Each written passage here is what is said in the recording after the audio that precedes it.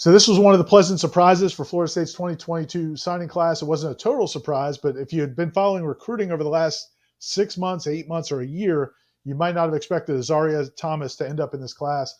He's a 6'3" athlete out of Niceville, Florida, in the Panhandle. He's a guy I don't do a lot of recruiting coverage, Dominic, but I went over and interviewed him last summer, and he basically made it clear that he was not really interested in Florida State. FSU was coming off of a 3-6 season. At the time, it looked like he might go to LSU or Oklahoma. Then it was Florida. Then it was Georgia Tech.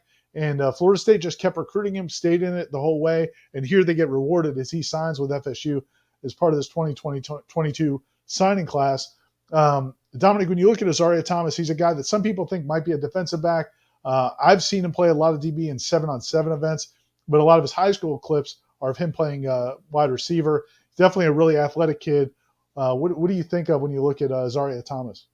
I mean, for the first thing that jumps out is, his length. He looks like a really long guy, especially as a defender. If he's going to be a defensive back, it's the direction that I think the game is heading. Obviously, the wideouts are getting taller, and the tight ends are now wideouts, and so you create a natural matchup nightmare.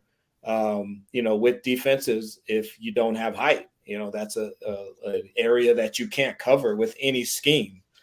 Scheme can't cover up height. So if he's a defensive back, if he's going to play defensive back, it gives you a weapon as a defensive coordinator to be able to match up with some of these bigger, taller wideouts that are now in the game. And I do want to point out too that it's interesting, for Florida State to get this guy in the direction that the coaching climate is heading. Because with all these coaching changes happening in the time in which they're happening now, 5 years ago, if a guy told you, "Hey, I'm not interested in your school," then you could move on. Right. and you could never talk to that player again.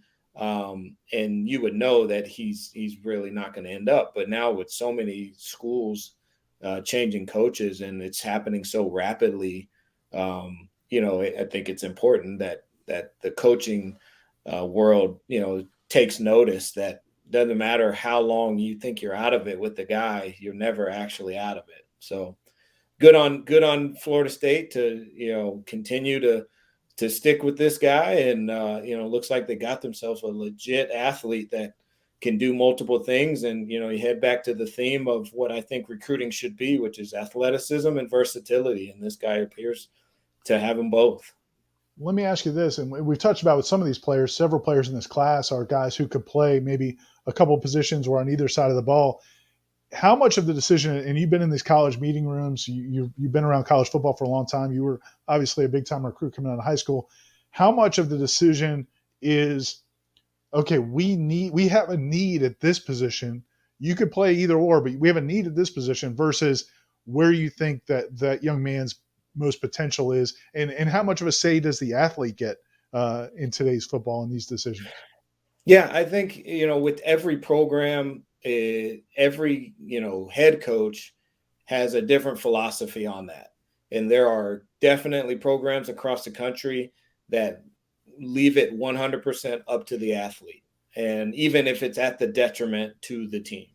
And then there's other programs that, go the other way. And the kid shows up and, his locker is in the defensive back section. And that's how he finds out that he's a defensive back.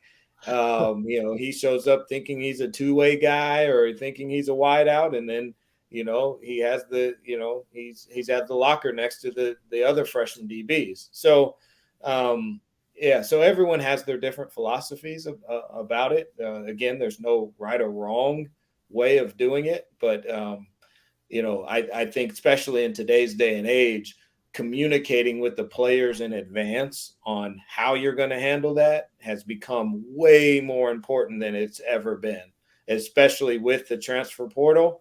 If you have a guy and he shows up and you put his locker with the DBs because you planned on him being a DB, and then he had in his mind that he was going to play both or he was going to play wide out, he'll hop in that transfer portal before you can say hello, you know? So you have to be really smart. And again, communicating in advance is a big, big part of coaching in today's college coaching in today's day and age, because guys will hop in the transfer portal, a lot quicker, a lot sooner than they used to.